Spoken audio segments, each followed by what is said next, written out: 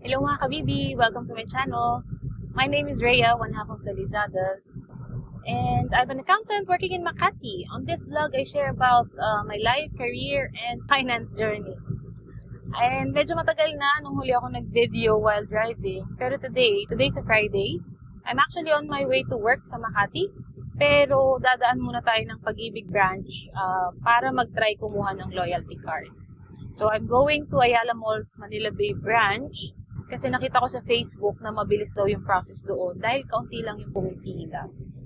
It's actually past 9 o'clock, so hindi ko sure kung may maabutan pa ako, pero I'll take you with me dito sa journey. So I thought I'd shoot the video while on my way para ma-share ko sa inyo real time and ma-upload ko rin agad yung vlog over the weekend. So tara, let's go!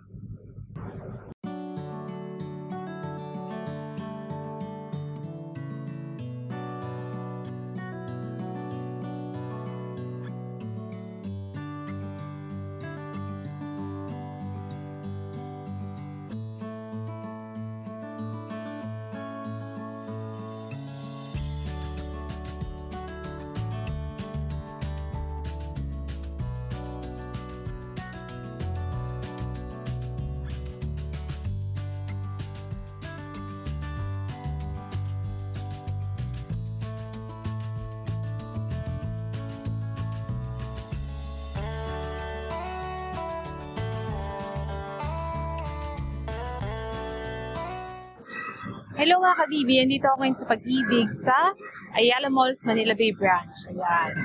So ang ganda dito kasi talagang mall yung vibes ng branch. And time check, it's 11:35. Nakakuha ako ng loyalty card, so it only took me 1 hour and 6 minutes to be exact. So, i-share ko sa inyo yung actual journey.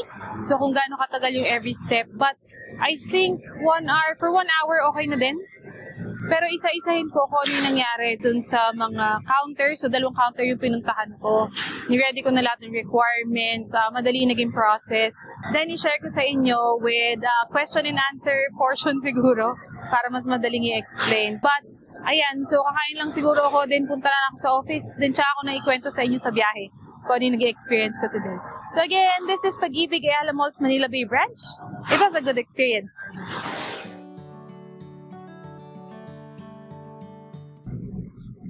Okay guys, we're back in Naiyak, so papunta na ako sa office. Mga 20 minutes na lang naman yung biyahe, so bilisan na natin to. Don't worry, nagpaalam naman ako sa boss ko na mawawala ako na ilang oras today. Kasi nga, dadaan akong Pag-ibig bago ako sa office. Pero yun, nag-explain talaga. Game! So sabi ko nga, kikwento ko sa inyo yung step by step na nangyari today. Bale, dumating ako sa Pag-ibig sa Asiana or sa Ayala Malls, Manila Bay, haba kasi ng pangalan. 10:20 ng umaga. So sabi nga kanina, 1 hour and 6 minutes in total yung na-spend ko doon sa branch. Pagdating ko doon ng 10:20, kumuha lang ako ng form sa information. So binigyan ako ng loyalty card application form, tapos pinilapan ko yun. In fairness sa kanila, kailangan mo munang fill upan yung form bago ka bigyan ng number. So, inabot ako ng 10 minutes sa pag-fill out. And considering may dala na akong ballpen and all, ready ko ng MID para ilalagay na lang sa form. Pero hindi ko na-anticipate na kailangan din yung mga other government numbers like TIN, SSS, tsaka employer. So yung employer list, hindi lang yung present, but pati yung mga dati na mula nung naging Pag-ibig member ka. Hindi ko sure kung gaano to ka-relevant, kung babasahin ba nila to, but buti na lang, 2 lang yung employer ko so far. So, madali lang naman siyang ilagay doon. Ang medyo hassle lang is yung address ng employer. So, isa ginugel ko pa para matandaan talaga yung number. Other than that, sa likod kasi ng page, may other information pa. Hindi ko sure kung survey lang yun pero binasa ko na lang din. Tinatanong about your assets. Kung may bahay ka daw ba, nagre-renta ka or naka-mortgage, kung may ilang sasakyan ka, may ilang kang dependents, and things like that. So, kaya mas okay rin talaga kung ma-fill upan mo na yung form in advance kasi available naman siya online. Plano ko talaga sanang mag-print nung application form kagabi pero late na rin ako nakauwi kasi galing din ako sa office kahapon. Pero anyway, at least napakita ko sa inyo na in 10 minutes natapos kong i-fill out yung form. So after 10 minutes, bumalik ako sa information counter, pinakita ko na pass your papers na po. So binigyan ako ng number. So, ang number na na-issue sa akin ay 24. So, 24 for loyalty card. And then, pagtingin ko sa counter ng membership, so sabihin naman kung anong counter number ka tatawagin. So, counter number 5, number 21 na yung ina-assist ni officer. So, pangatlo lang ako sa pila. Almost 10 minutes din ako nag-intay. Mabilis naman talaga dapat, pero may sumingit kasi para magtanong ng kung anumang question. Pero ending, pinaupo lang rin sila. In here, ibibigay mo lang yung application form and then, i-check lang yun ni officer sa screen. So, may screen na nakaharap sa'yo para ma-double check mo yung spelling. Yun lang naman talaga yung kailangan niya. Spelling ng pangalan mo, ng nanay mo sa pagkadalaga, at saka ng spouse. So, yun yung mga pina-check sa akin, pati yung birthday kung tama daw ba. Nakita ko, chinek niya din yung mobile number tsaka email address dun sa form na sinubmit ko, tsaka dun sa nakikita niya sa screen. So, ako kasi, meron akong 2 active na email address. So, buti na lang naisip ko na ang ilagay na email address dun sa form is kung ano yung ginagamit ko sa virtual pag-ibig account. Kasi mukhang yun din yung isa sa tiningnan. Kasi natanong yun dun sa nauna sa akin na parang may virtual pag-ibig ka na ba? Ito ba yung gamit mo pang login? So, ayun, nakabawas sa isipin. Pero yun nga, kaya lalo ko naisip, para saan yung ibang information? Kailangan ba talaga yun? Anyway, baka mapanood to ng tagapag-ibig. Pinilapan ko rin naman talaga lahat. So, ayun na nga. From there, bibigyan ka ulit ni officer ng panibagong number. So, ang binigay sa akin is number 18. Ito naman is for the loyalty card plus booth. Number 11 na yung ina-assist nung lumipat ako ng upuan. So, pang 7 ako doon. Medyo matagal na dito, pero in-observe ko na rin kasi yung mga nauna sa akin para, yun nga, pagdating sa akin, mabilis na. 10:42 ko nakuha yung number for loyalty card plus na window. And then, 11:22 ako natawag. So, that's exactly 30 minutes. Imagine. So, doon naubos yung oras ko. So, approximately 7 minutes yung bawat isang pinaprocess. Pero maintindihan mo kung bakit siya matagal kasi doon nagagawin lahat. So, yun na yung last step. So, pagdating doon, sabi ko nga, in-observe ko na yung mga nauna. So, pag abot ko nung pag-ibig loyalty card application form, sinama ko na yung valid ID. And nakita ko naman beforehand na hindi naman siya humingi ng photocopy dun sa mga nauna. Kasi di ba yung nakita natin online na mag-prepare daw ng 2 ID, ng photocopy. Pero for this branch, so again, not sure kung ganito sa iba, isang valid ID lang yung kailangan. And then yung ID, tinapat niya lang dun sa webcam para kuhanan ng picture. May dala akong photocopy pero hindi ko na inilabas. Tapos, pagkakuha ng picture ng ID mo, kukuhanan ka na ng ID picture para dun sa ipiprint sa card. After noon, biometrics, which is right thumb mark lang naman, and signature. So again, yung signature na yon yung mapiprint sa card. Nung nakuha na yun sa akin lahat, nire-ready na ni Kuya yung loyalty card. So marami na siyang stock ng card doon sa mesa niya. And then, ipiprint na doon yung photo, yung name mo, account number, MID number, ano pa isa? Signature. So, yun. And habang ginagawa niya yun, hihingi na niya yung bayad na 125 pesos. Diba? So, ang dami nangyayari in 7 minutes. But, in my case, since naka-ready na nga ako at gusto ko na umalis, 4 minutes lang natapos ako dun sa step na yun. So, since mabilis kami natapos, dun ko pala kinount yung 1 hour, 6 minutes. So, after noon, feeling ko may ilang minutes pa ako magstay sa counter niya. Sinulit ko na nagtanong na ako dun sa officer. Isa sa mga nakikita kong comment sa Facebook tsaka sa YouTube is that yung pag-ibig branches daw ay may limited cards na pwedeng i-issue on a daily basis.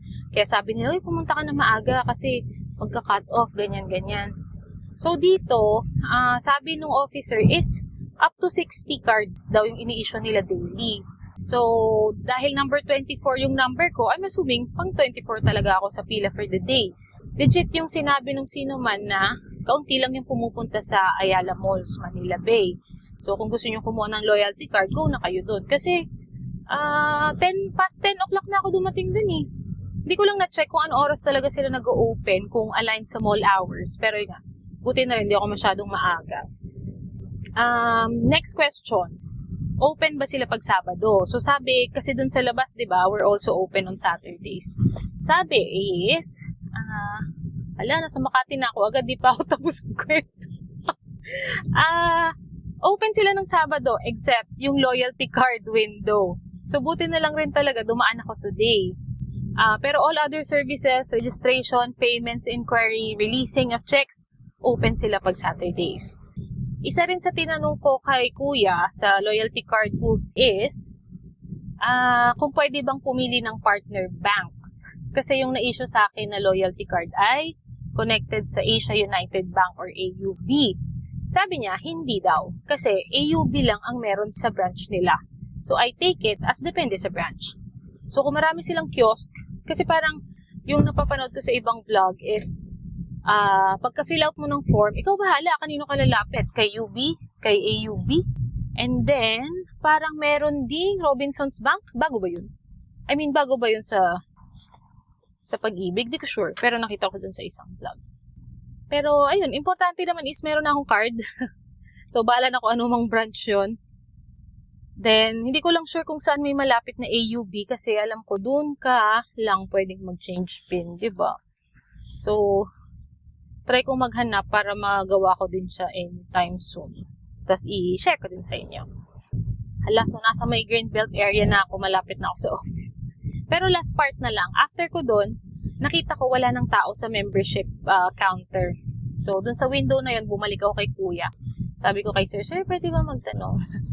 Kasi nag-prepare na ako ng questions yung mga utang ko na sagot sa comment section dun sa mga naunang vlog. So, yung unang tanong is, sabi ko, kailangan po ba na active yung MP2 upon withdrawal ng matured account or matured contributions? Ayun, kinonfirm ni Kuya, hindi naman daw required. Talagang required lang na active yung P1 mo upon enrollment ng MP2. Pero throughout the duration ni MP2 tsaka ng withdrawal for maturity, hindi daw required na active. So, hindi ko sure kung iba-iba ba yung sinasabi ng mga officers, pero naniniwala naman ako kay Kuya. Kasi yun din yung nasa online na upon enrollment, kailangan active. Ayun. Kasi nga, di ba, sabi ko dun sa unang vlog, sa employees lang naman mandatory yung P1. So, kung di ka na nagtatrabaho, edi, ayun na lang. Edi, add ko lang rin pala. So, sabi ko dun sa last vlog, pag voluntary member ka is 200 lang yung monthly contribution. Pero ito, na-confirm ko sa Robinsons branch naman to kasi galing kami ni Jerel dun sa isang kiosk nila sa Robinsons sa Cavite. Doon kasi maliit lang yung stall. As in, isang booth lang siya. Sabi nila, 200 daw talaga yung monthly contribution kung wala kang sahod at all. Estudyante ka or basta unemployed, ganyan. Pero kung freelancer ka or self-employed at may other forms of or source of income ka, kailangan i-shoulder mo yung employer portion. Diba? Kaya medyo nalilito yung iba kung 200 ba or 400 yung minimum.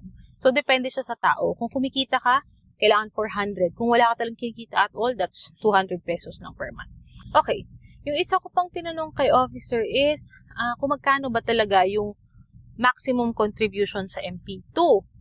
Kasi nga, sabi ko dun last time, wala akong makitang source na 10 million. Pero yun din yung sinabi ni Kuya. 10 million daw talaga yung maximum per MP2 account. Okay. And syempre, tinanong ko, kasi may nabasa rin ako na, paano kung 10M na yung nasa MP2 mo? Papasok pa ba yung dividends after 10 years? Sabi ni Kuya, oo naman. So, yung 10 million is just for contribution. Yung dividend, wala naman siyang cap. Depende talaga kung magkano ipinasok mo na pera. And uulitin ko, sana all may 10 million pesos. Ayun. O siya, ano ba? Wala naman na akong ibang tinanong. At wala na tayong time. Pero other relevant information about today, sabi ko, na-enjoy ko yung pagpunta sa Ayala Malls Manila Bay na branch. Kasi nga mall, and nakasingit pa ako ng lunch kanina. Tapos, kung doon din kayo pupunta, so by the way, may dalawang floors yung Pag-ibig, 3rd floor and 4th floor. Sa 3rd floor, nandun yung inquiries and everything, tsaka yung loyalty card. And then 4th floor daw is housing loan. Parang yung acquired assets yata yun na department nila. Ganun, so nakahiwalay. Again, they're open Monday to Saturdays. Pag Saturdays, walang Loyalty Pag-ibig Kiosk. And ayun nga, mall vibes talaga yung place. May libre pang kape. Pero nakita ko na lang nung papaalis na ako. Ayun lang. So kung umabot ka dito, salamat sa pakikinig. Hopefully clear pa rin yung discussion kahit na nagdadrive ako at medyo nagmamadali na. Gaya nung sinabi ko nung previous vlog, so I'm excited to process the withdrawal in April next year. So that's April 2026. So at least may card na ako and magagawa ko na siya online. Diba? So mas madali na siya sana. In the next few weeks siguro, sabi ko maghanap ako ng AUB para makapag-change ng PIN ng card. Tapos, itry ko rin i-explore yung mobile app nila para ma-share ko sa inyo. Other than that, I still plan to create at least 2 MP2 videos. So, una is kung paano, yung iba-ibang ways kung paano mag-deposit online. Tsaka, online calculator or Excel calculator or something. So, in that video, i-share ko sa inyo yung first MP2 account ko para mapakita ko magkano yung kinita ng pera ko. With that first MP2 kasi, every month ako naguhulog ng 2,000. So, maganda siyang example for computation ng dividends. So, if you think makakatulong sa inyo yung content na yon sa future, let me know in the comment section below. Again, maraming salamat sa pagsama sa aking journey today. If hindi ka pa nakasubscribe, please click that subscribe button and share mo na rin itong video to your friends. I'll be in the office in less than 5 minutes, so hanggang dito na lang. Muli, this has been Rhea, and see you in the next one.